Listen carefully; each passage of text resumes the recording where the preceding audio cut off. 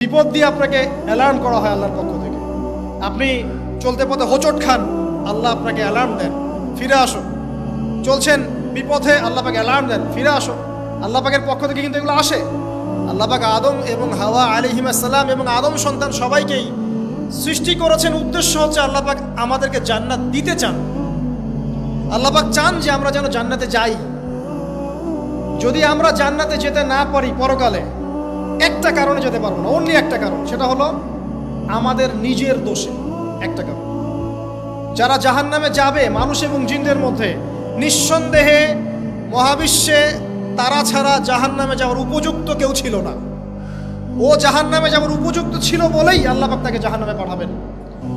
আর যারাই জান্নাতে যাবে প্রত্যেকেই শুধু আমলের বদৌলতে যাবে না, বরং আল্লাহ পাকের রহমতেই যাবে।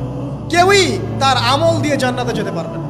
নবী সাল্লাল্লাহু আলাইহি ওয়াসাল্লাম এমন ভাষ্য বলছেন, ইল্লা আনা, আমিও না, ইল্লা বিরহমাতিল্লাহ, আমিও নয়, তবে আল্লাহ পাকের দয়া আমাকে ঘিরে ধরবে।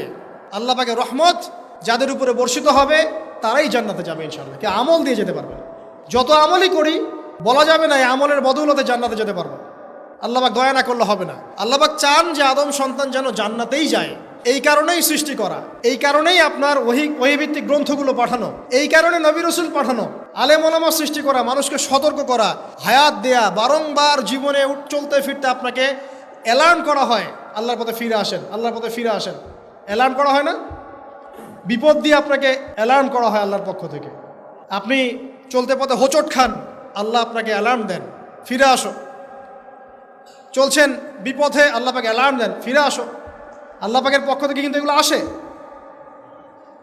অদ্ভুত একটা হাদিস বললাম, অদ্ভুত বলতে বলছি অ্যামেজিং হাদিস, যে একজন সাহাবী বলছেন, সালমান রাদিয়াল্লাহু আনহু, তিনি বলছেন যে যখন মুমিনের উপর বিপদ আপদ বালা মুসিবত আসে, তখন মুমিনের এই বিপদ আপদ বালা মুসিবত রোগ শোকের বদৌলতে আল্লাহ পাক তার গুনাহগুলোকে মাফ করে দেন এবং তার মর্যাদাকে বাড়িয়ে দেন, এবং সে আল্লাহর দিকে ফিরে আসার অনুশোচনা করার সুযোগ পায়।